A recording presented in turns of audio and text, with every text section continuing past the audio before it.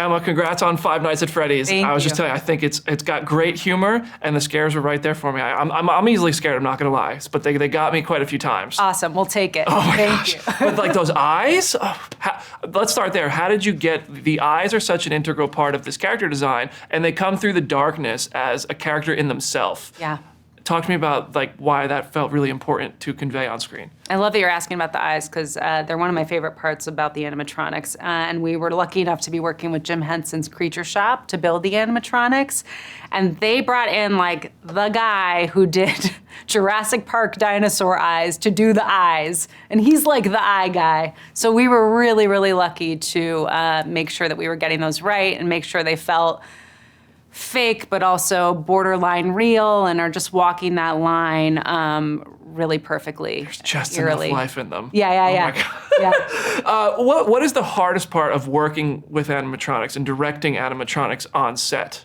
Well, working with animatronics is actually working with a huge team of human beings. So you're working with the inanimate object as well and the machine, but it takes a lot of people to operate them.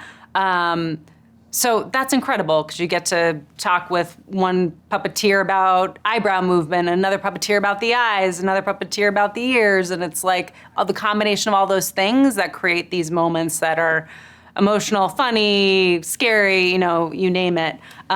So that was really, really incredible. They look so good and terrifying. Thank you. I love the character designs. I know you're familiar with the Five Nights at Freddy game series. Yeah. So when you look at that and you're like, okay, this is the one non-negotiable thing, because you have plenty of story points and things like that. They're the obvious, like, the themes of the games are there, the story is there. But what was one thing that you were like, this is non-negotiable, this part of Five Nights at Freddy's has to be in the movie?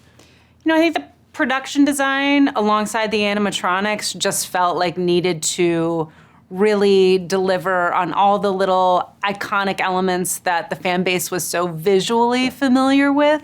So that was a big thing that we knew we needed to get right. Yeah, the design of it is perfect. Yeah. It's great. There's a movie called Willys Wonderland. Oh, yeah. Which was Nicolas Cage. And it was so, because it came out and it was like, hold on, is this kind of like, this is so similar to Five Nights at Freddy's. Yeah. And it was weird that it was so close. I watched the trailer for it this morning. I was like, it really is? After watching this last night, I was like, how did they get away with this? Yeah. So I love you, like something like that. Do you have to consider that they made a movie that was almost similar to this? And did you take anything and say, oh, they did that well? Or say, okay, we're making our own thing because we are Five Nights at Freddy's? Yeah. I think, there's been so much anticipation for this movie adaptation that in the meantime, there have been some films that have come out that have been inspired by this type of world, this type of setting.